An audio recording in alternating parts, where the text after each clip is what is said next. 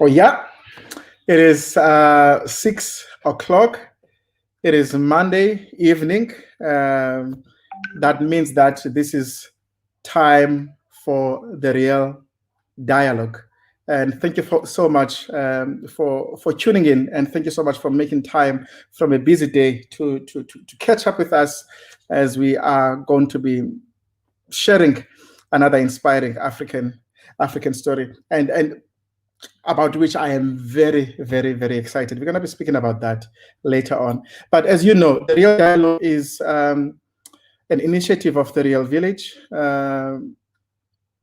Here on this platform, we want to, number one, capture the people that make not just this world a better place, but specifically Africa a better place through their skills, through their influence, primarily through their service. So we want to capture them, who they are, where they come from, what makes them tick, who the person behind all the records and the firsts and the awards, and who are these people, number one. Number two, to celebrate them. Any people without a hero, any people without heroes are a doomed people. And so as Africans, we need people that we can look upon. Are they perfect? No, not at all. But the reason that we celebrate them is we celebrate them because of what they aspire towards, number one, and how we feel about ourselves when we look at them as well. But also number three, the kind of Africa that they are helping to create. And so today, I am very excited to be sharing this platform with such a man. And his name is Anthony Ngcezula, and he has just joined us now. Good evening, sir. Puthaila. Good evening. Good evening. Good evening, Vu. I'm all right, and how are you? I'm good. Thanks. Look, I'm so excited to be having you on this platform for a number of reasons. The first one is that you're my homeboy, PE boy. Yes. PE grew up in PE, and Yes. but we're going to be talking about that. And the second reason is that I'm your product. You were my first year maths lecturer. We will talk about that, how that impacted me, and then of course the man that you have become. So many values that I admire about you, and so I'm very excited to be having you. How was your day though? How was your day before we get into business? It was long because I'm still at work. Yes, I can see. I can see, and I'm sorry for keeping you even longer at work. And but I suspected that this is not unusual for you to be still there. No, it's not. Yeah. And well, Mr. Ngcezula, we know the public sector executive that we have come to come across.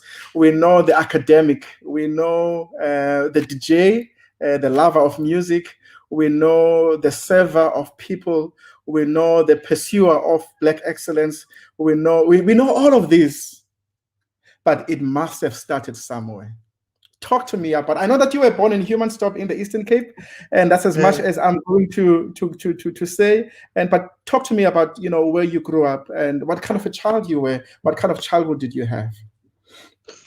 Yeah, I was a very hyperactive and a curious child. I read everything. If it had words and sentences, I was going to read it loud. So I grew up in a township, as you know, but during school holidays, I used to go to villages and farm areas where there were no lights, and I used to be afraid of the dark. So wherever I went during school holidays in the farms, they used to make fun of me because I was afraid of the dark.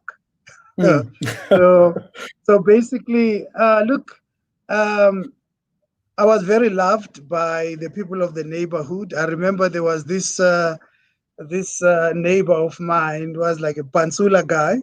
He had a record player in those years, and he used to play his music very, very loud, and would call me and ask me to change the records for him. And when one record finishes, they will say, change this one, look for this one in my collection and put that Mm, one in. mm. And that actually initiated my love of music. Sure, Hence, I ended up being somebody who entertained people with music, sure, even on radio. So I had a sure, very happy childhood. sure. And as a student, did you even back then show any signs of academic prowess and giftedness? My late mother, bless her soul, she used to tell me, but I wasn't aware of when I was still very young. Some Sure. of my teachers used to visit my home, but I didn't know. I thought maybe I was in trouble or something like that. But later on, as I gained consciousness, my mom communicated to me that they were telling her that I was having a very good memory. I could remember Mm, things mm, much clearer, and I was doing very well at school. So that's mm. what I was told. That's what I was Sure, told. sure, Yeah. sure. And growing up, did you, if you had any, what was the planned career path if you had not ended up where you are? And what do you think it would have been, and what would you have wanted it to be as you were growing up? Look, I think, yeah, some of my classmates are probably listening in. They know. I think Mm, everybody thought I was going to be a medical doctor, but mm, mm, uh, I was not too keen on the blood. So I remember I actually turned down a medical school scholarship, which I was awarded after matric because I mm, just didn't mm. feel comfortable being a doctor. But everyone thought I was going to be a doctor. The Sure, other option was that of course university professor. sure. Again, some of In math, my yeah. In which yeah, field? Mathematics, I would presume. mathematics, of course. Sure, Mathematics, of sure. course. Some of my Yeah. lecturers, when I was doing my masters in the USA, did try to encourage me to do a PhD and move on to be a lecturer, but Mm. I said no. And Sure. then the third option, you know about it. In my neighborhood, I used to imitate radio presenters, and Mm, mm, mm. everybody thought I was going to be a radio presenter. So I had those Sure. three options. Sure, Yeah, sure, yeah, yeah. and we will touch on those. We'll definitely touch on those. But I mean, the schools that you went to. I mean, you can mention them. KwaNomzamo, and then Yes, Ebhaya, Nomcha, and yes. these were like township schools. And maybe you could mention that. Take me through the schools that you went through from primary school up until high school. Now that is very important for me because after that, you ended up going overseas and to pursue your studies.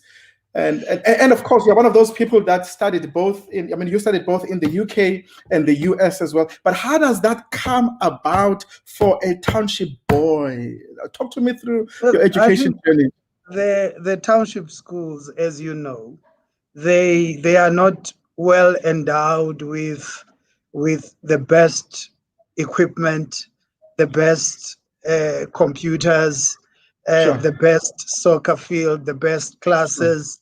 So sure, you have to be a very resilient student to sure, be able to do very well. Even at times, the teachers as well, are not really the top-notch teachers that you get sure. in private schools and in Model C Mm, schools. So mm, it means that a student has a lot to do to reach a particular average.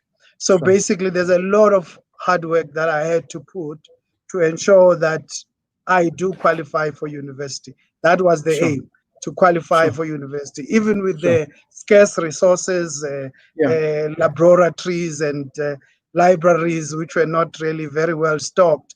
But sure, you had to put in the work to compensate for that. sure.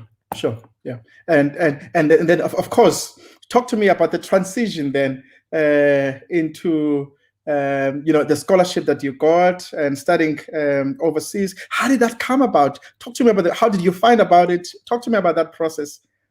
Yeah, look, I actually didn't find about it myself personally. My teacher, my mathematics teacher, and a principal at the time, and my mathematics teacher in matric and a principal at the time, brought to me a newspaper, and this newspaper had an advertisement for a scholarship for young South Africans to go and study in the United Kingdom. You can call it Great Britain if you want. So I laughed it off when he said to me, "You know what? Uh, I'm considering to motivate for you in this scholarship." And then I asked him why, and he said, "No, because you are a very serious student." Sure. So that's how it started. So we filled Yeah. in the application forms, etc. And voila, the rest is history. So basically, it happened because there was that person who was a shining light in my Sure. way, Sure. who availed that opportunity to me, which I knew nothing about, basically. Sure. Yeah. Yeah. So that's how it happened. And then you studied there until your master's program, or you did your master's in the US, right? Yeah. Look, I did A levels firstly. Sure. I did A levels in a small college in a town called Kettering, in Northamptonshire in the UK. Sure. I had a wonderful life as a student. I stayed with about 3 other South Africans who are still my friends, by the way. Sure. We still are in touch. We are friends of the same value. We are contributing to the development of this country. So I enjoyed myself very well there. So I stayed with the 4 South Africans who were my housemates there. After that, we went our separate ways to different universities. So I went to the University of London. They have a college they call Goldsmith College. So I was there at the University of London for about 3 years. I had a wonderful time. I had a wonderful, wonderful, wonderful time with caring, lecturers, the camaraderie of the students from all over the world. I mean, from all over the world. I mean, if you go to London, it's a city of close to, by then, 15 million people.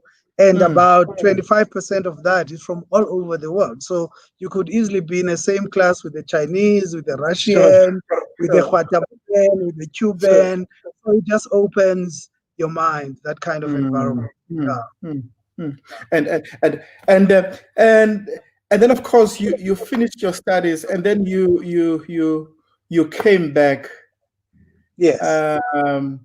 Your first job after you came back into the country? Look, because I had a mathematics degree. It's a combined degree. 1/3 is mathematics. Another third is probability and statistics. Another third is computer science. So I started working in an actuarial division of an insurance firm in South Africa, and I was doing something along actuarial work. And that's a lot of mathematics, a lot of formulas, a lot of analyzing things, a lot of forecasting things, etc. So I really, really enjoyed myself there.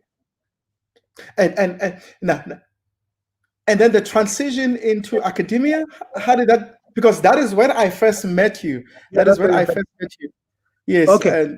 Now, while I was working now in the actuarial field, I started to think deeply about my next 10 years, and the actuarial field is very limiting.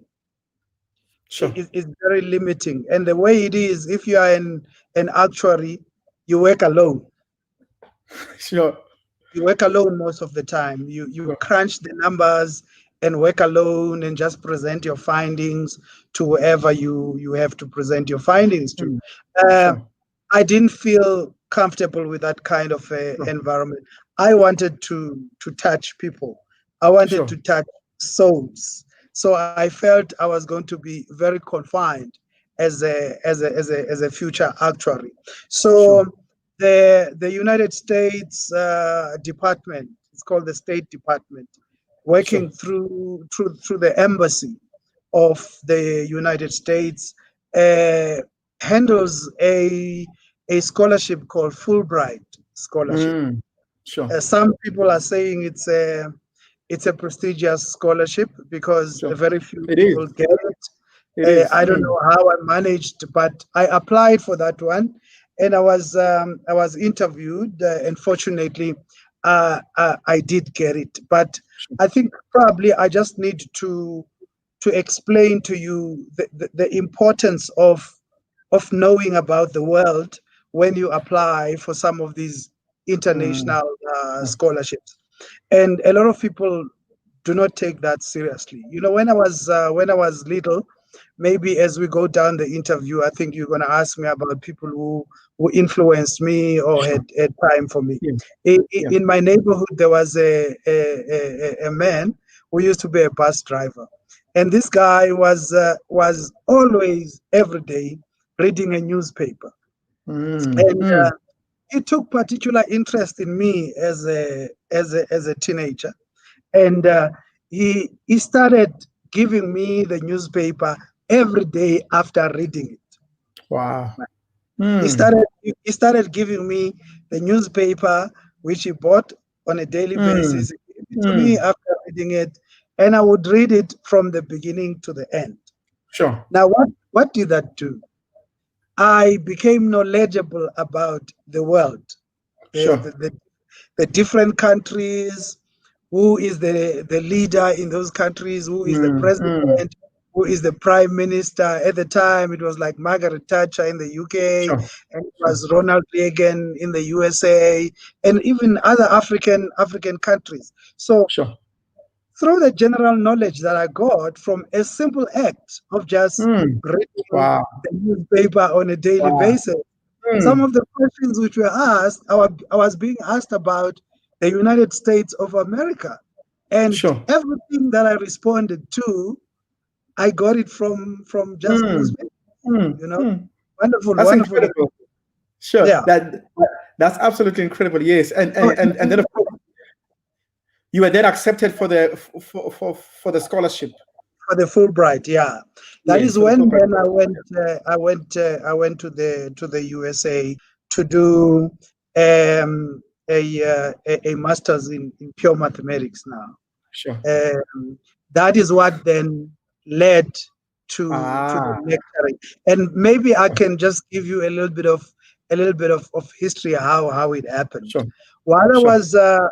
I was doing my final year of my master's degree, I decided to go to the different websites of the different university in South Africa, and with the aim or the purpose of choosing where I would go as a junior lecturer, right? Mm. So I liked Wits University at the Sure. time, and I decided to drop the the head of department at the time. It was a certain Professor Ridley. I Sure. dropped him an email and I said, "Look, I'm a Black South African. I'm studying in Louisiana, USA, Louisiana State University. I'm doing my master's in pure mathematics. I'm finishing in few months' time, and I would like to join a university in South Africa." Lo and behold, a day after, I received an email from him. He said to me, Mm. please send me your grades, your, your grades from the first year up to the last semester of the second year, which is the final year. And Sure. I I I am mentioning this because it's very important in life, not only in school or anywhere in life, that when you do something, uh, uh, put your all into it. Mm. Mm. Uh, be committed, make sure that you achieve the best of your ability. Now, I send him the transcript, which is with my grades, and I was really hitting quite good grade point average. The grade point average there in America in graduate school is from 1 up to 4. So 4 is creme de la creme. So I was anything between 3.5 and 3.7, 3.8. So he was pretty impressed by it. And he said to me, you know what, me and another professor, we're going to interview you over the phone next week. Right.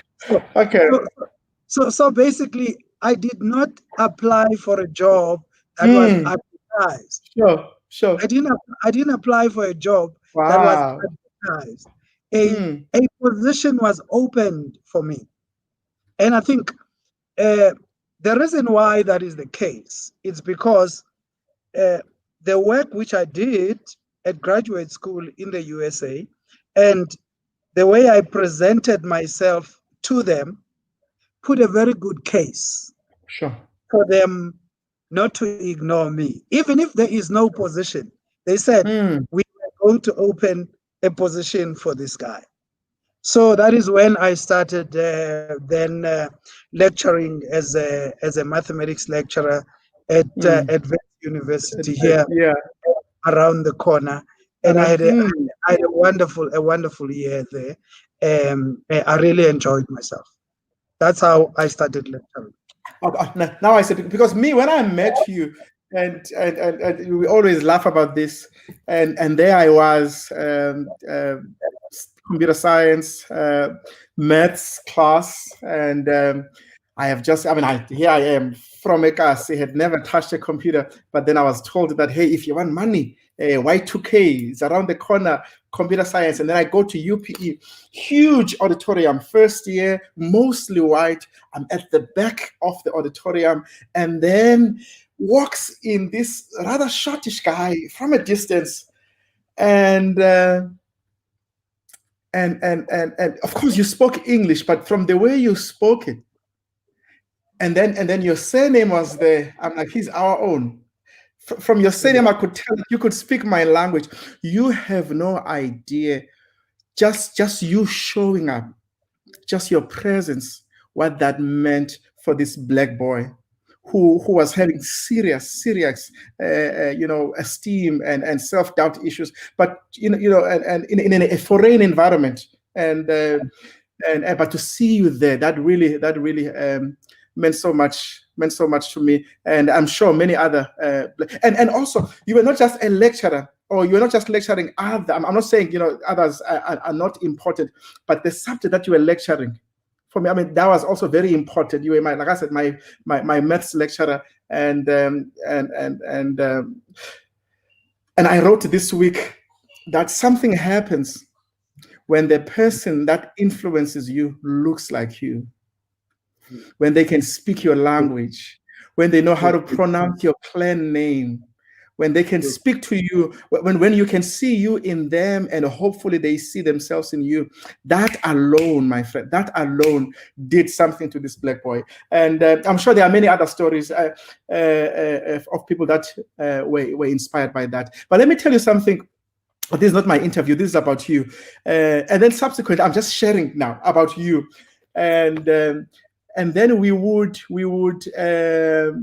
and there I was from Ekasi, Soweto, and then I have to take a taxi or a bus to UPE, and I would have no money to go back to Ekasi.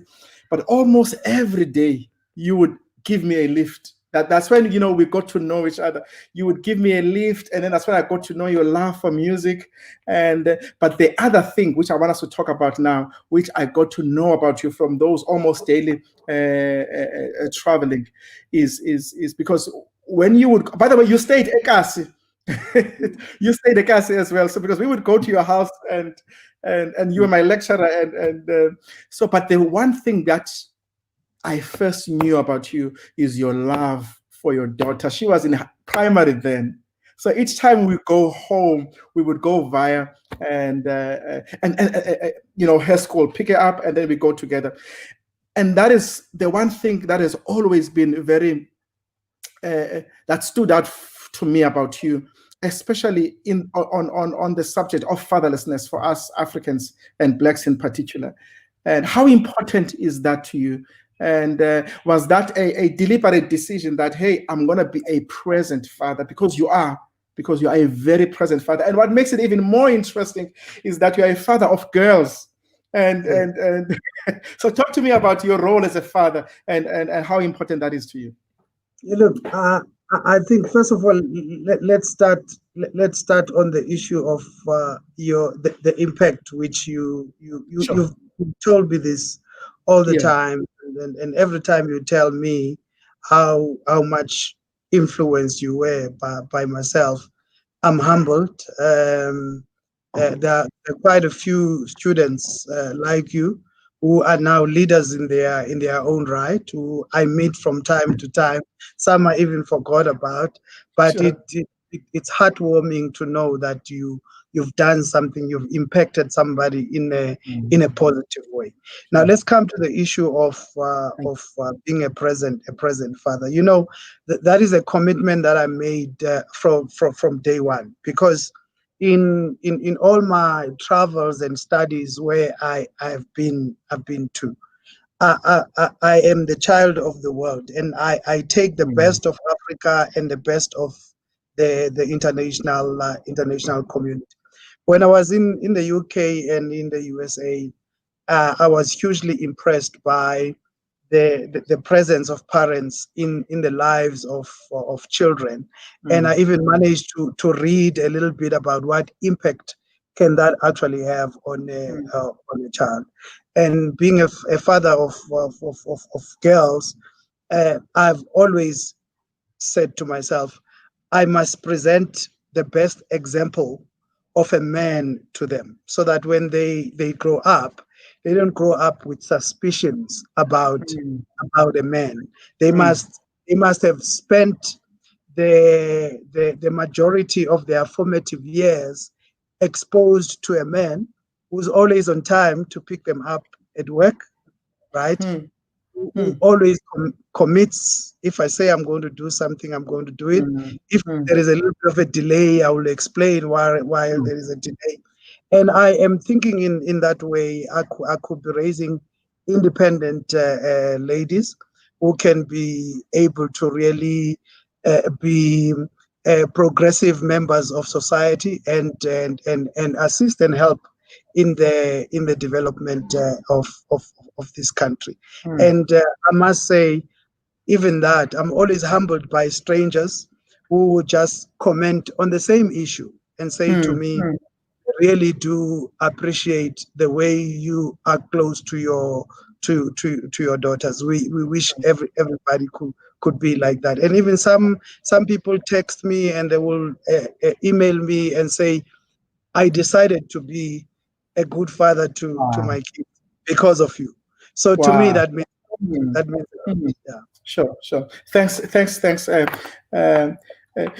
You know, I don't know if you remember this. When I was still a student, I'm sharing these anecdotes because this is. I mean, knowing. I mean, somebody said it so beautifully here. Yes, there's excellent, but somebody, yes, Glenda puts it so beautifully. He says, Tony is truly a humble servant of the people of South Africa and a great example of Black excellence. And I mean, those two words, excellence and humility, I think one cannot be speaking about Tony Ngcezula and even within a paragraph without those two words coming up.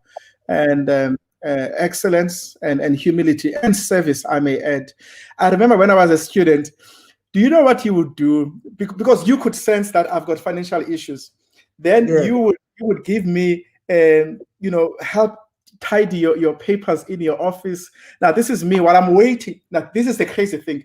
I am waiting for you to give me a lift to take me home to Ekasi, a lift that I don't pay for. And then while I'm waiting for you, because you are busy with other commitments and other lecturers, and then you would ask me, you would create a job for me in your office, and then you even pay me for that because I was sorting papers, and And I know I've said that to you, So many but times. I'm mentioning it on this platform just to show what kind of a person you have always been, and especially because of you and I, we are friends now, and you've contributed to who I am. But back then, you were my lecturer, and I was a student. But the respect with which you treated me, and accorded me the attention, and I'm sure many other people, it's the humility that I'm talking about that I really admire about you. But you probably don't remember those things. But I just thought, let me just. I actually do, and it was intentional. It was Sure. intentional. It was by design, because I think I've told you this before, that there have been people in my journey who assisted me, and Sure. they've never expected anything in return, Mm. and I resolved and committed to saying, whoever I can help along the way, I would do it, because there were people along the way who were helping me, some of them strangers. I mean, as we continue with the interview, I will tell you about some strangers who just popped up Sure. everywhere and assisted. So Sure. I did it because somebody did it to me. That's Sure. the best I could do at the time. Sure. No, and another aspect that I want us to touch on is your faith, your Christian faith. It's another strong element of who you are, and Yes. I know almost every midnight there's that midnight prayer, and you try almost every Sunday to go to church, God's child and God's son, and your father was an evangelist as well. Yes. And Look, talk to me about the role of your faith in your journey, and yeah, how integral has that been, or have you had to put it aside and be professional and then come back to it? And talk to me about the centrality of your Christian faith to your journey and your life even now. I can never put it aside, because Sure. I exist because of the Creator. And whatever I am today and whatever I have in my life, I strongly believe it would not have been possible without Him approving or preordaining it for me. So it is the center. It is the center of my life, and it molds me in how I lead people.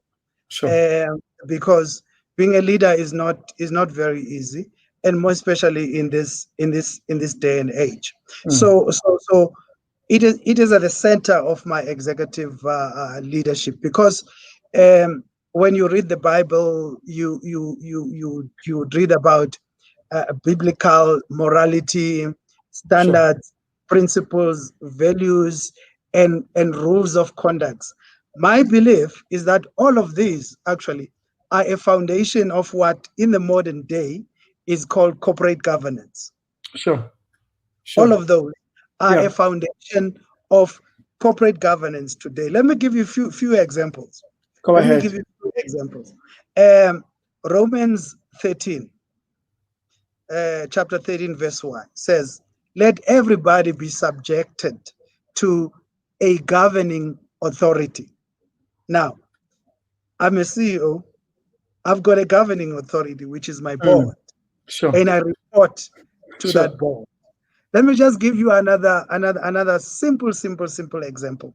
If you go, for instance, to Colossians chapter 3, verse 23, it says, whatever you do, work it with your heart, as working for the Lord, not a human master.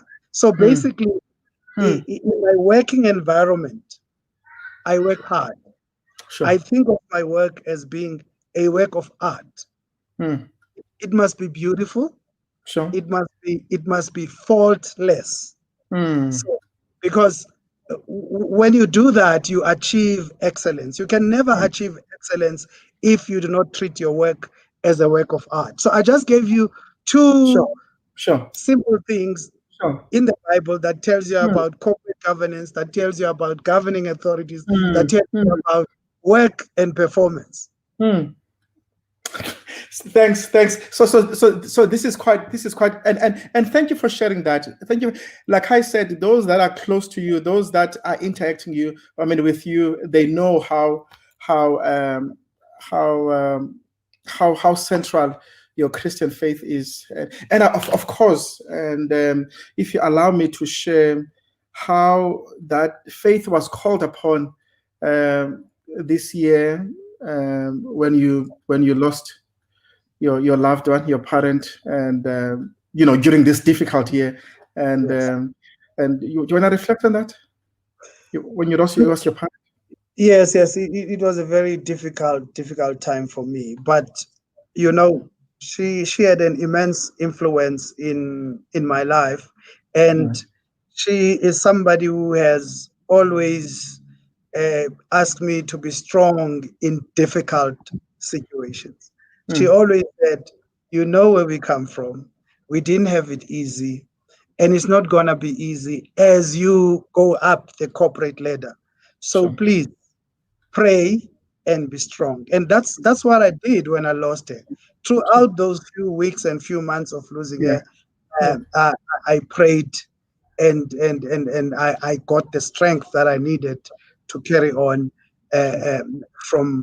from the men above. So basically, it was a very difficult time for me. But you know what, Sivu, I thank God for my mom, because if it wasn't for her, there are certain values that she actually instilled in me, which I think I would live with for the rest of my life. Mm, For mm, instance, my mom told me when I was still very young that you must be honest, you must be fair, uh, you must have empathy for other people, you sure. must be caring for Sure. other people. My Sure. family used to be a hive of activities. My mom used Mm, to take care of our relatives who were in some distress. It used to mm, be a hive of activities at home, and she used to say to me, give where it's sure. possible. You Mm, must be giving. And lastly, she was a hardworking woman. She mm, really, really, really worked very hard for us mm, as mm, her children.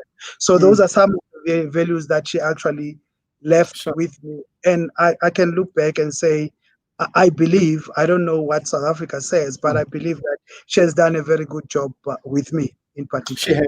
Absolutely, she has. I remember you and I, we were talking around, after I had just, after you just told me about losing her, and then while you were preparing for the funeral, you said to me, you know what, Sivu, other people may not realize how important that is, especially for Mm, us as mm, blacks. And what I'm about to say now, you know what, mm. Sivu, umama uzingcwabile nozingcwaba, Yes, and yes. yeah, and that we don't have to worry about anything, and this woman had everything planned. That's another thing. I mean, she used to tell me, you must plan. You Mm, must always have a plan. So things such as simple financial literacy. This woman sure, was ahead. She was sure, ahead of her time. She was just sure. ahead of them, because when she passed away, we started looking around and we're finding things all over the place that indicated that this person really knew what she was Mm, doing. mm, You know. mm, mm. Thanks, man. Thanks for sharing that. And now tell me, because I was reflecting on your work. I mean, you are an entertainer, DJ Delight, and and you an academic as well, and of course you've worked in the corporate and in the public sector as well. Now, if would you say that all of these jobs, I mean, are they separated and unrelated to one another, or do you think they've prepared you for the CEO and responsibilities that you are carrying now? They are, in my And in what opinion, way? yeah, And in what way? Yeah. So I'll explain it to you. I think they are integrated. But Sure. maybe I didn't tell you how did I transition from lecturer to business Yes, administrator. yes. Please do share that. Yeah. Maybe I need to go there for you to Oh, understand that yeah. they are related. You know that I had a sound hire company that Yes. I had. So I was hiring out sound equipment to churches, to schools, to rugby clubs, and all of those things, and sometimes play music for them or ask somebody Yeah. to play Yeah. music for them. With your While I number, was, with your number, yeah, 0800 500, no, 082 500 37 37. Do you remember that? so my car Yeah. was branded, right? Yes. Yeah. My car was branded with the signage of my business. So Yes, I remember that. Yeah. that's marketing. Sure. That's marketing and advertising. Sure. At the time, I wasn't aware, but I just Mm. knew that you had to do something to make people aware that you are Sure. doing some kind of business. So Sure. while I was running my small SMME, I asked myself, how can I improve my managing of my SMME? Mm. So I said, okay, I'm going to register for a Bachelor of Commerce, Yes. majoring in business management, because I wanted to manage my business better. Mm. So you can Mm. see what was my hobby. What was my hobby Music gave and ri- DJing. gave Mm. rise to me acquiring a qualification that prepared me to where I am Ah, today. sure. Right. So I Sure. did that before, Sure. majoring in business management and economics. And when I finished it, I asked myself, what next? And the natural path was either a master's in business administration or a master's in commerce. But Sure. because of the prestige of the Sure. MBA at the time, Mm. I Still decided has. Mm. I decided to branch Sure. into MBA. And maybe something very important while I'm still trying to join these dots for you, something very important that I wouldn't like to leave out is the fact that as I'm sitting right here, I have never paid for my tertiary education. I don't know what it is to Mm. pay for tertiary education. If you remember, I went to Sure. England Yeah. by scholarship. I went to the USA by scholarship. The BCom that I'm telling you about, which I did it under what is called staff bursary program Mm. Mm. at Yeah. the then University of Port Sure. Elizabeth, which Mm. went on to be Nelson Mandela University. So Sure. that entire BCom was paid for by my employer, right? Mm. Even my MBA was paid for by my employer. So Mm. here I was having a hobby, having an SMME that ignited my interest in managing a business, Mm. right? And now while I was sitting in my MBA lecture, a manager of a bank, a provincial manager of a bank, just picked me and said, you know what, I want you in my team. Wow. While I was in class, I was just sitting there in Mm. class, minding my own business, and then a provincial manager of a bank in the Eastern Cape just Sure. said to me, you know what, consider resigning as a lecturer. I want you as my manager for small businesses in this bank. And Sure. you need to ask, what did he see? Sure. You need Sure. to ask, what did he see? Because Sure. there were a lot of us there. Sure. Sure. He didn't pick anyone around. Mm. Mm. He picked me. And I Mm. think the reason is I've already communicated to you. When you do something, do it to the best of your ability. I Sure. remember in my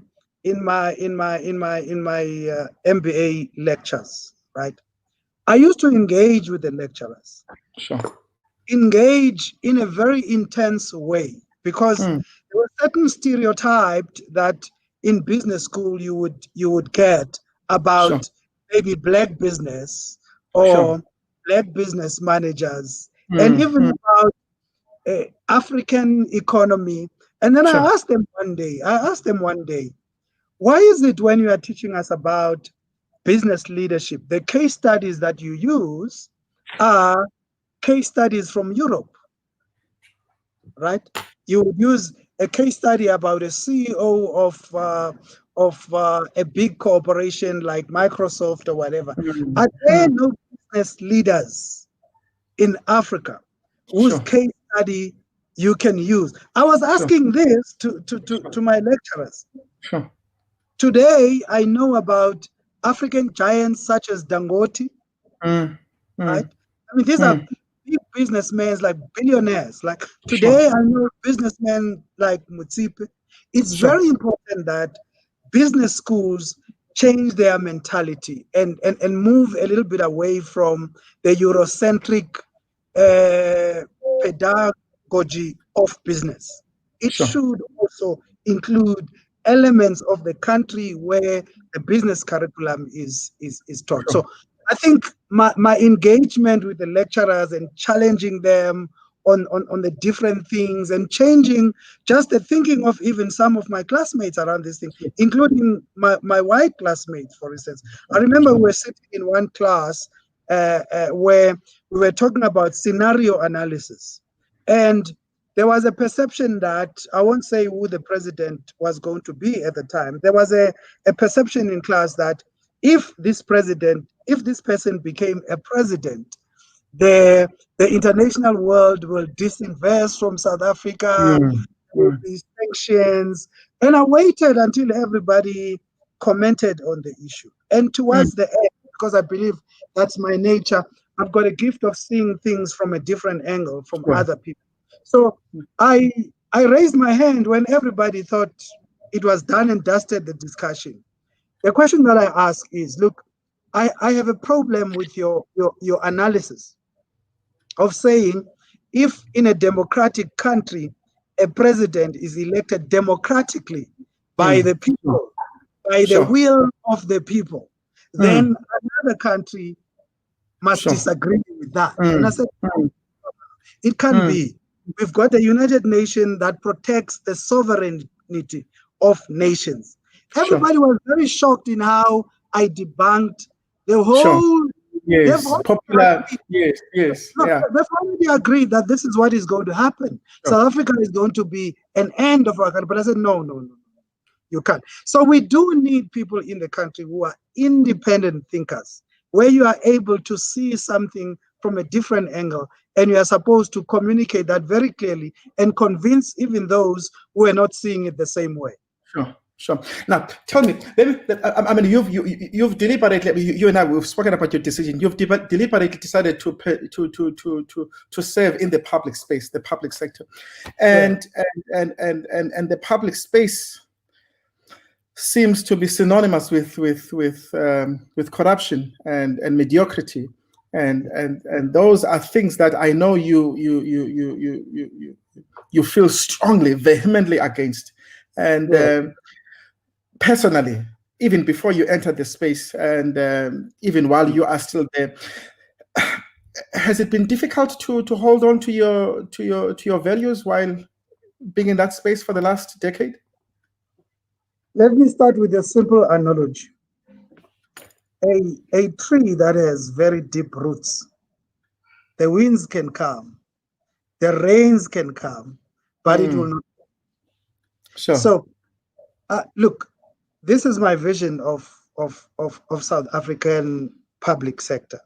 It's a public sector where you have committed civil servants who make an oath when they join the public sector that we're going to dedicate our lives to bring about material change in the socio-economic conditions of those who are less fortunate than us.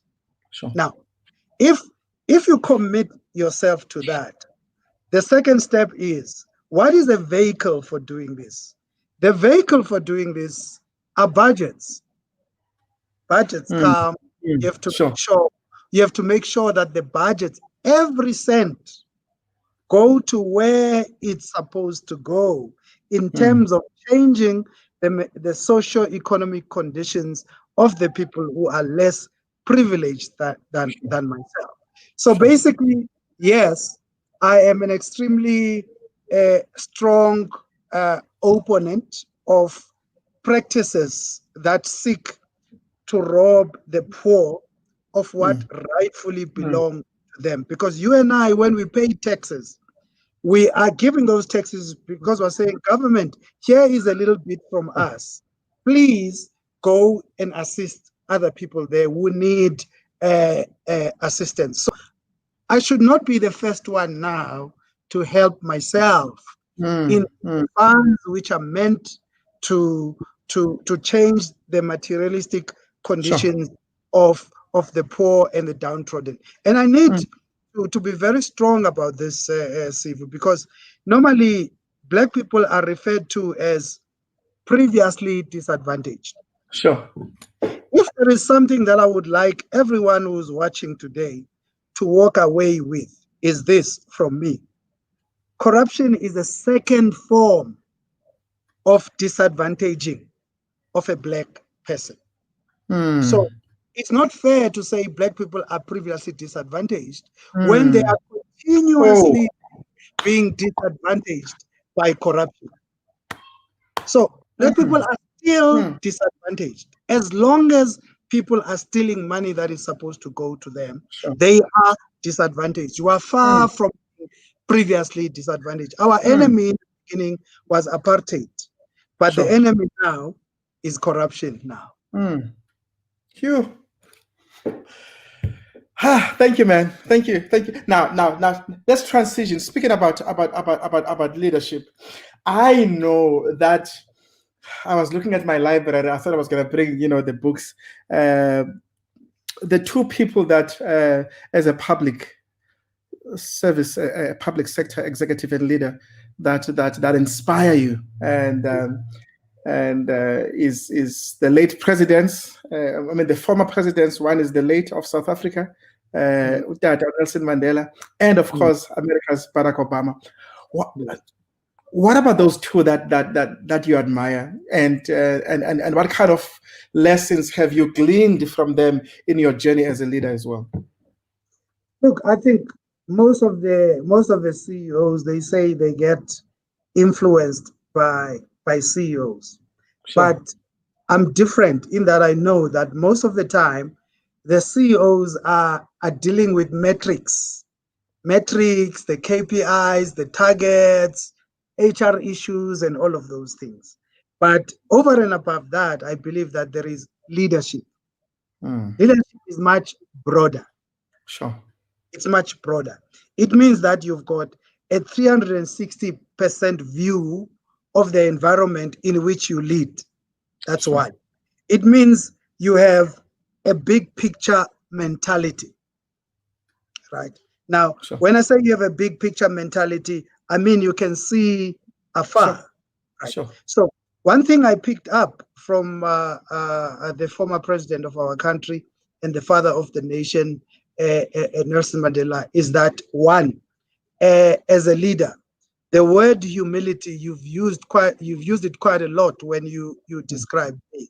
But for me, the ultimate icon of humility is President Mandela, and his commitment to not only the freedom of the people, but to the service of the people, because he went on to be a president of this country, and he was running a very clean administration.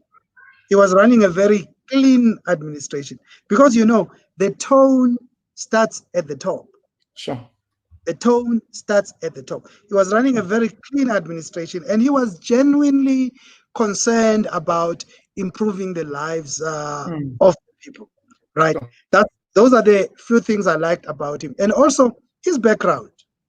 His background was very humble. If you read his book, Long Walk to Freedom, which is my favorite book, he come from a village. He's not a city boy, etc. But he had a special gift of leadership. And his honesty inspired me a lot.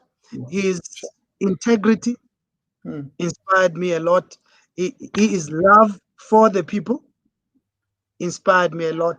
And then coming to Our Barack, friend. Sure. you know, the way he influenced me is just unbelievable, because here is a man who is in a country that is majority white, Sure.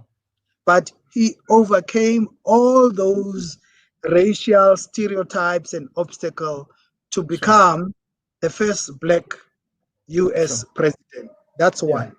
Sure. Two, a very eloquent individual. Yes. Yeah. His use of words is extremely impressive.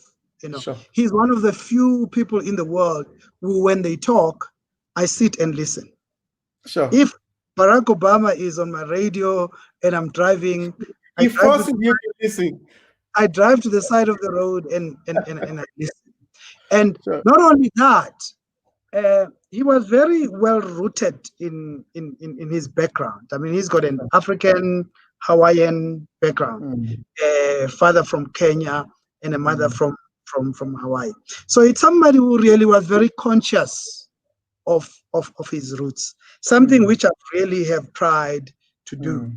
I'm very conscious of where I am coming from. That is why I am very positively biased towards the poor and the low income people. Sure. I'm very positively biased towards those people, and I hope when I look back after finishing the work that I'm doing, I will be able to look back and say, at least I've contributed something to move those people from a life of not thinking yourself as being a fully South African citizen who could enjoy all the rights and the amenities which this country offers. Because yes, there's a lot that has been done in this country, but there is a lot that still needs to be done to make people realize that dream of a South Africa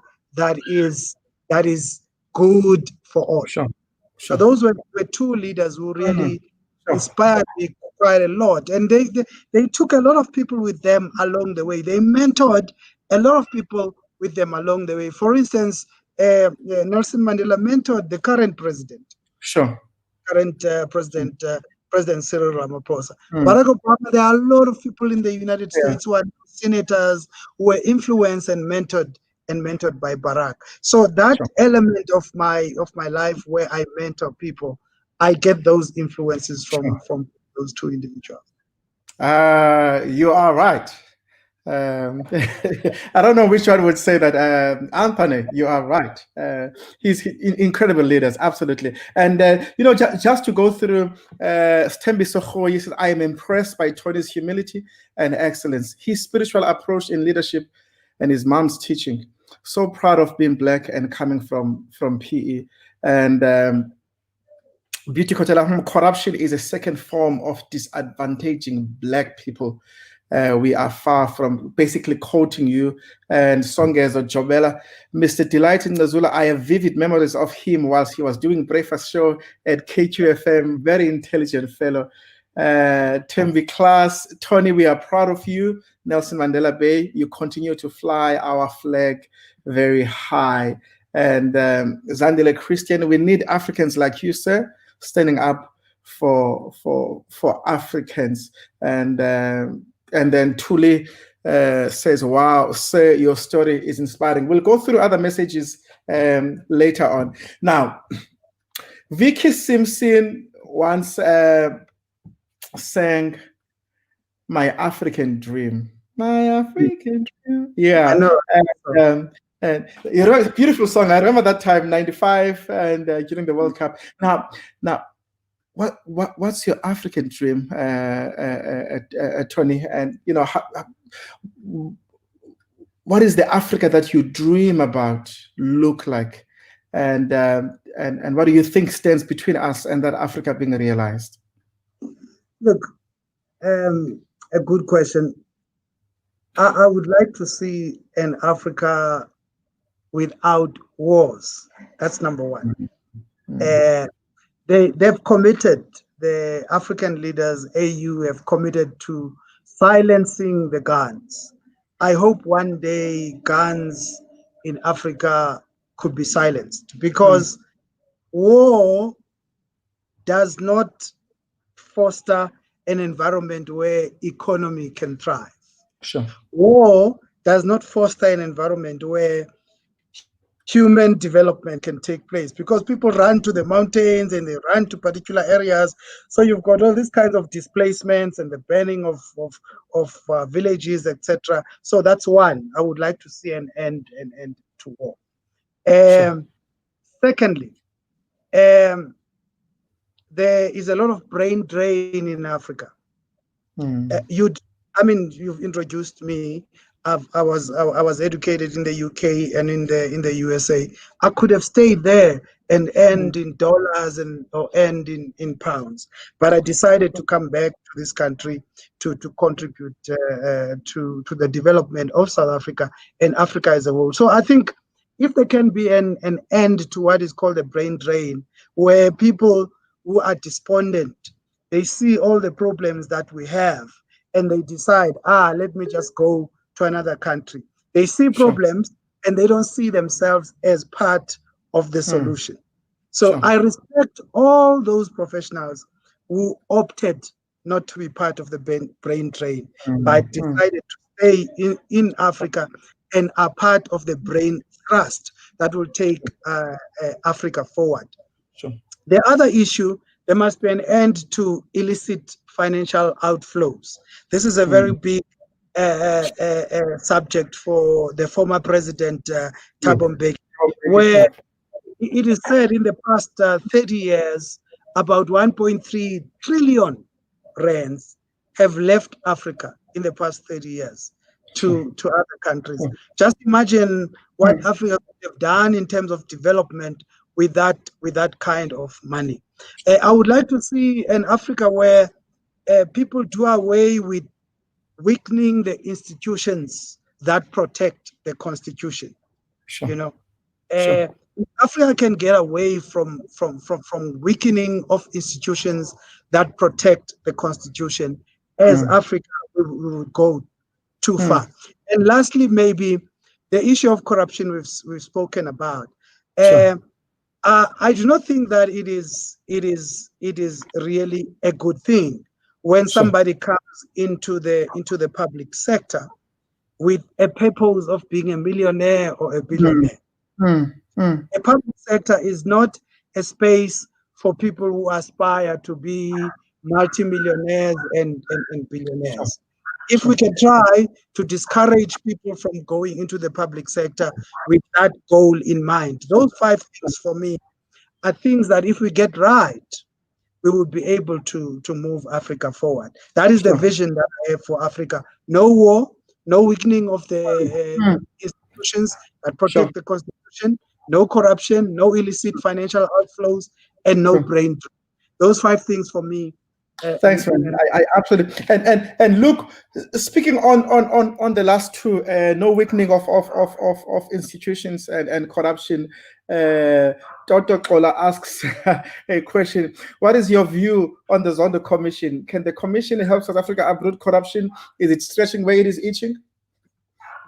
Look, for me, it doesn't matter which commission. It can be Zondo Commission, it can be Civil Commission, but if those who are responsible for taking away funds that were meant to improve the lives of the poor and the downtrodden, and they use those for their self-enrichment and the self-enrichment of their friends and families, there must be consequences for that.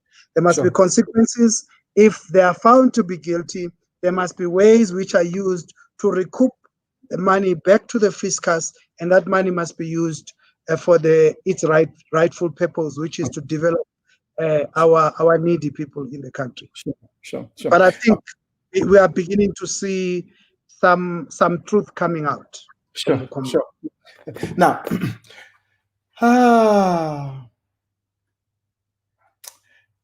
Tony Ngcezula, successful boy from Ekasi. Talk to me about success versus significance, and how do you define that? Look, personally, I've said it. I've said this somewhere, that success should be a personal construct, that you should refuse to have society define to and for you what it means for you to be successful. Yeah. It's and one of the ways I personally measure people's success, and mine is not so much where I am and what I have, but also what I've had to go through to be there. That is also, and what I've overcome to actually be there. That is also a very significant part of success. Simply and briefly, success versus significance. What does that mean for Tony? To me, I think I've been able to differentiate the two very clearly by the choice of what I do. For me, success is one's accomplishment that changes his or her material condition. If, for instance, you get a good job, you earn 3 million rands a year, you've got a big house, you've got a big car, you are successful in your definition. But significance is different, because significance is a measurement of one's worth by one's accomplishments that change the socio-economic conditions of others. So success is a little bit selfish. It's me. In my house, yeah. I love that. Yeah. Significance is about others. Where your life is spent trying to ensure that even though you are comfortable, you've got a car, you've got a house, but every day you wake up in the morning to say, I am going to improve the lives of others. Thank you, man. Thank you. That's very important. Thank you so much. Now, speaking about the life of others, and I mean, this is a theme that is coming through as you share your story, as we are talking. A lot of people have contributed to who you are. It takes the village to raise a child, and that's going to be my question to you. Who has that village been for you? That pastor, that teacher, that friend, that aunt, who, of course, many people, but I'm sure there are those that just stand head and shoulders above the rest that you'd like to reflect on? Yeah, thank you for that question. Geographically, sure. My village is South Africa, England, USA. Sure. That's the village. Now we're going to go to the inhabitants of that village who have impacted me greatly. My first mathematics teacher, Miss Fix, I think she's retired now, is the person who first taught me how to calculate theorems and prove things and start thinking about X, Y, and Z instead of 1, 2, and 3. And she influenced me so much, because she had a lot of time for me. She used to stay behind even after the bell rang, and if I have some things to ask, and she will be there. She'll be there for me. Secondly, I had a pastor who was stationed in Grahamstown. It's a guy who, while I was going to church, grew a liking of me and was always encouraging me and to push forward. I remember now I had to go to Grahamstown as a young guy, to go for a scholarship interview there before I go to the USA. The interview was over 2 days. The first day, you write these different things, test of English as first language and all of those things. And the second day, it's a panel interview. So this guy actually accommodated me in his house during those 2 days of my interview. And every given opportunity, we used to pray. He used to pray that I get scholarship, and I actually did. So one of the people who really influenced me and was encouraging me a lot. Now let me go to some of the university lecturers who had a major impact on me. I had an American lecturer called Douglas Heinlein. He was a computer science lecturer. For some reason, he grew liking for me and also had plenty of time for me. As a matter of fact, when I was doing my third year of my BSc honors, he actually made me a tutor. This guy. Wow. He actually made me a tutor for the first year. So when I was doing my third year, this guy made me a tutor. And remember, I'm a poor South African and in the UK, and I'm tutoring the children, the students from the UK and from all over the world. To me, it was a big vote of confidence that I got from him.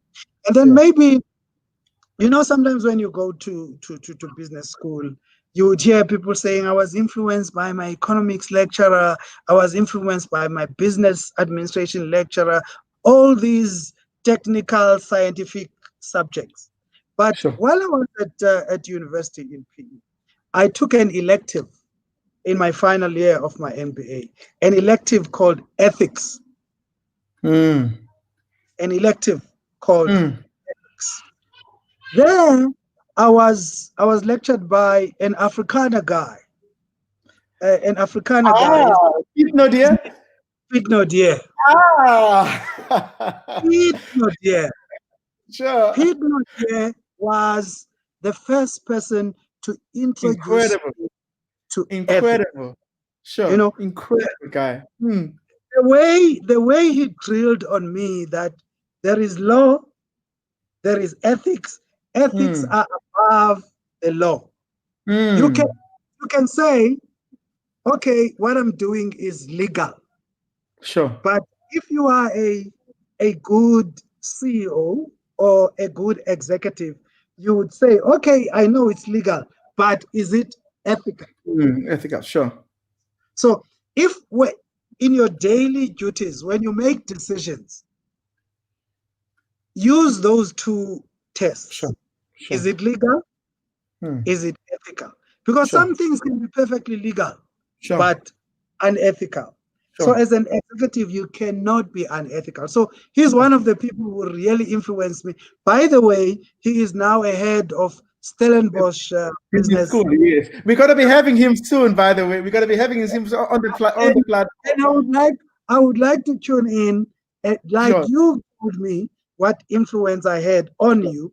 I would like to tune in and tell him what influence he had on me. Definitely, because we will definitely. Everything that I do is driven by ethics. That is why you've said I'm totally against the embezzling of state funds, corruption, because all of those things are unethical. That's why I can't relate to them, because they are unethical. Now, the other person I've already told about, the one who was the music guy who really taught me music, and the other one was giving me newspapers. They shaped me, these people. Now, also strangers. When I arrived in England, right, with my raw South African accent, and then when you talk there, people won't necessarily understand you. So I had a kind of a guy who was like my bodyguard, my everything. I even forgot his name, but he was such a caring, and by the way, he was a white man. And those formative years, they shaped me to see beyond race.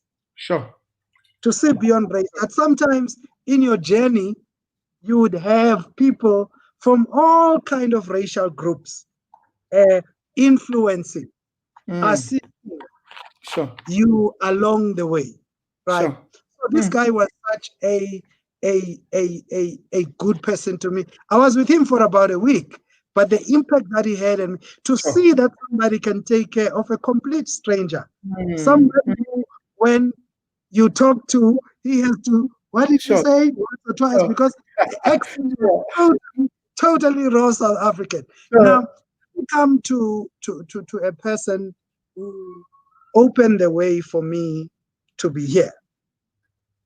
In Port Elizabeth, a few years ago, I attended an interview of a managing director of some foundation. I think it was a Transnet Foundation or something like that, but locally there. Now, I was interviewed here, and among the guys who were in the panel was a certain guy called Mr. Ndube, right? Now, I was interviewed there, and I was overlooked for the position, right? So I moved on. For a year, I was doing something else, so I moved on. This guy, while sitting there, although I was overlooked, he told me a year thereafter that I told him that you were the best for the job. They gave this job to somebody else. That person didn't survive 6 months. And this guy was looking for me for the whole year. Wow. He was he went around Sivu to ask people, do you know this guy? Where could I find him? They told him that I would be found in a restaurant that was owned by my friend, a white friend again, a guy. No, Zanzibar. Oh, okay, sure. Zanzibar is owned by my friend who is an Italian South African. His surname is Barkhazen, Etienne Barkhazen. So I used to, after work, I used to go there, chill there with my computer. So a year after looking for me, he found me there. And he said to me, I've been looking for you for the whole year. In my life of interviewing people, I haven't met somebody so warm and so charming. I was like, no, man, come on. He said, really, I was looking for you. As a matter of fact, I'm a chairperson of a board in another company, and we are looking for a brand new CEO. Wow. Wow. So this guy looked for me for a whole year, and he found me. And one thing I like about him, he said, I'm going to tell you when the advert is out. But because I saw you in an interview, I want to assist you during the interview. Nothing. Because I've seen you. That's why I believe in you. So this guy called Mr. Michael Ndube looked for me for a whole year to give me an opportunity straight out of business school with an MBA that was theory at the time. Gave me an opportunity for my first CEO job. I've never looked back. Those were a few people who were for me along the way, and some of them strangers.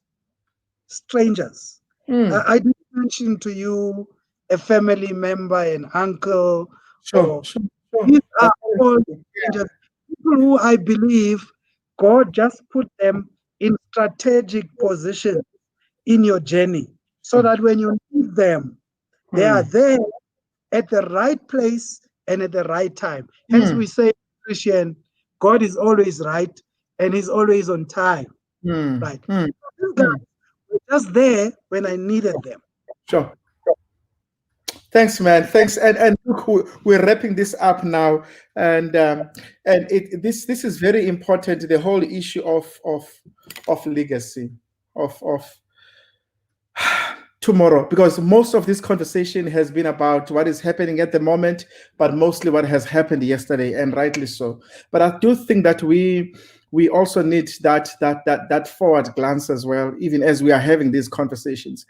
Speaking about legacy, how would you like to be remembered, honestly? And how would you like to be remembered? Number one. Number two, generally, and number two, what kind of contribution at the end of your life would you want to have made specifically to Africa? Number three, what are your plans? Talk to me about your plans personally now.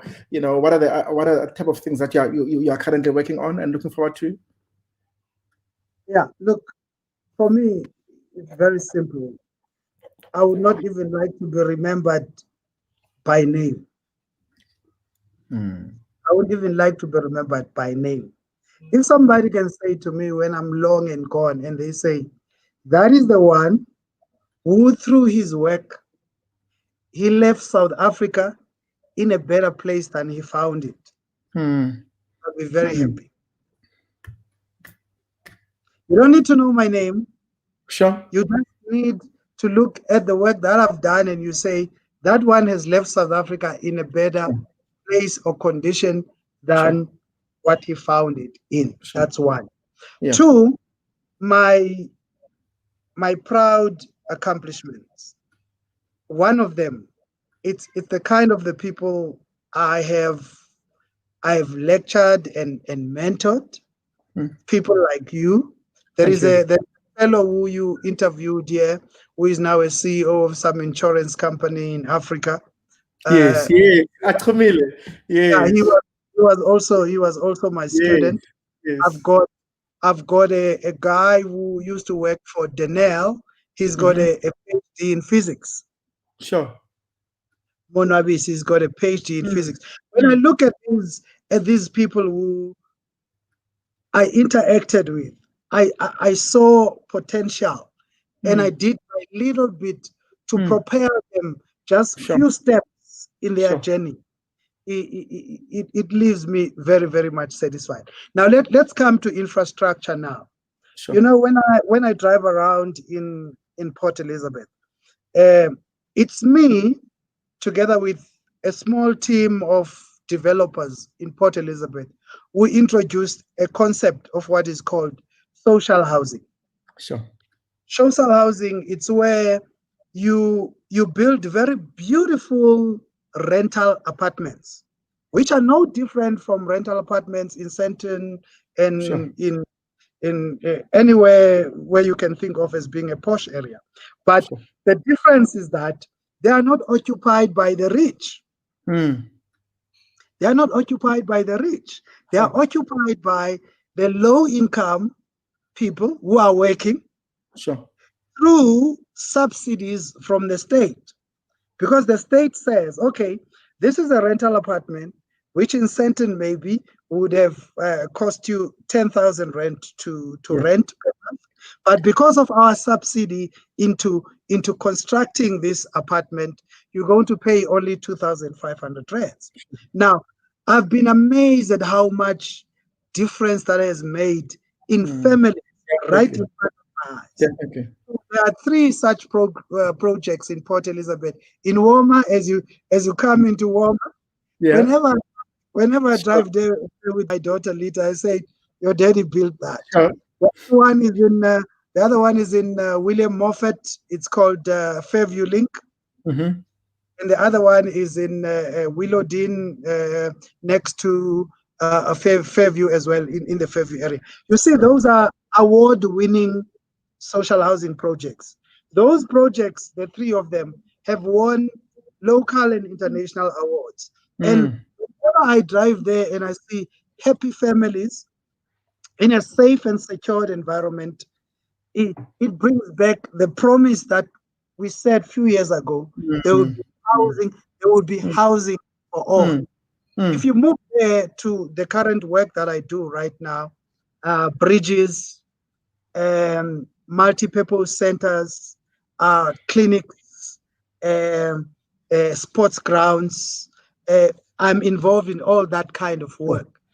Those are the kind of things to me that I feel very proud to see. And they've got, what do they have in common?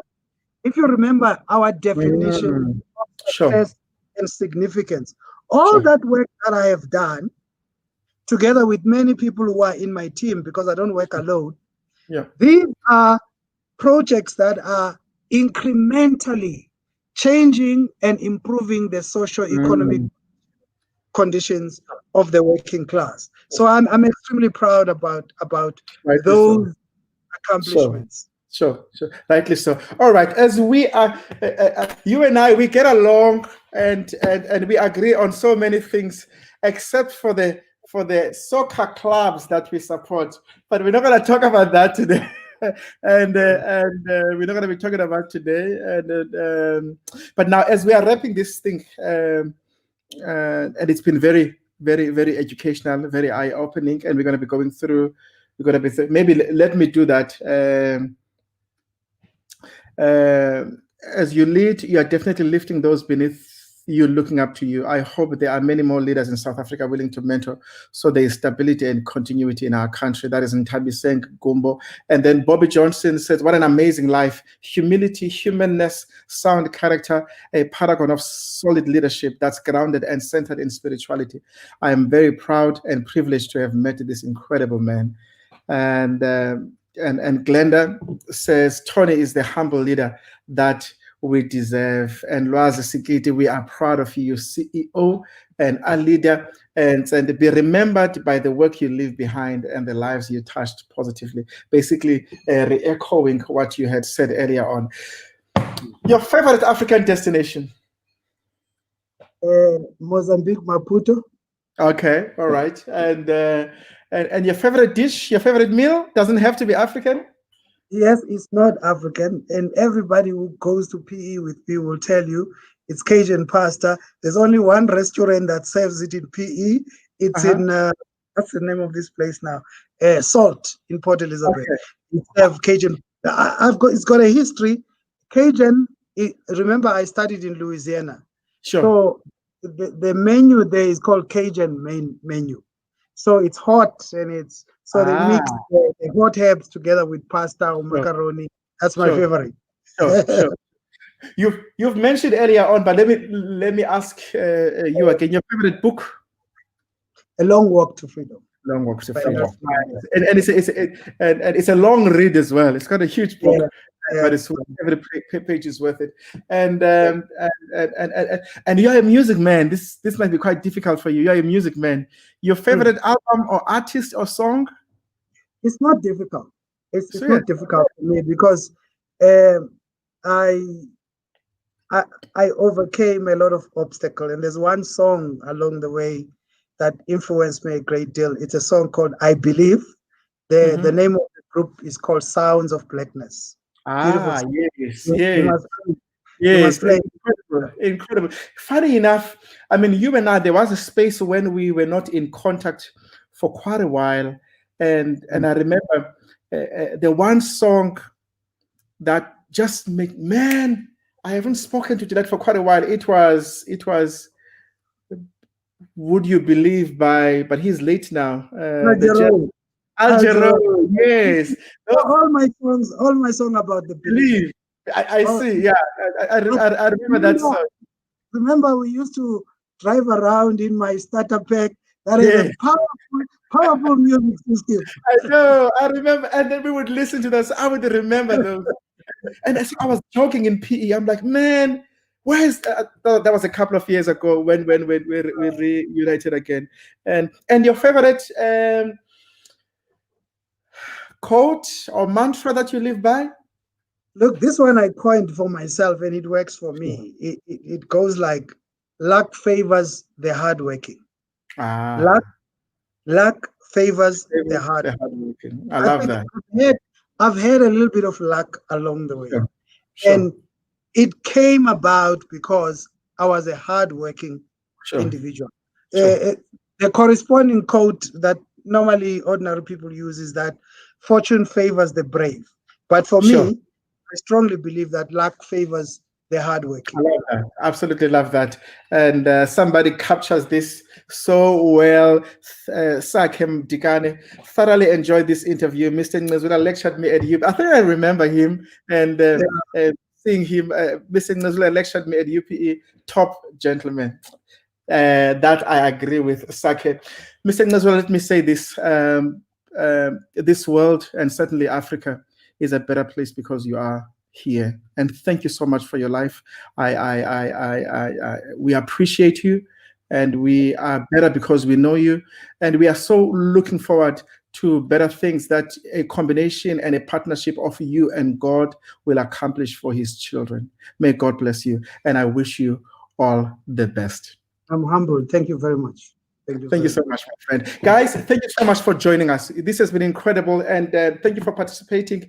This has been absolutely incredible. And thank you to those of you that have been partnering and supporting the work that we have also been doing. And this month we are with your assistance as well, we are looking into continuing with our 300 families, supply of months groceries for 300 families. And if you want a way that you can get involved with that, please let us know. Change at therealvillage.org. Go to our website, therealvillage.org. You'll have more details there, or you can send us an inbox on WhatsApp, DM, Twitter. Just get in touch with us and then we'll get back to you. Thank you so much for joining us, and we shall see you next week this time. May God bless you. And in the words of that great African, Robert Mangaliso Sobukwe, remember Africa.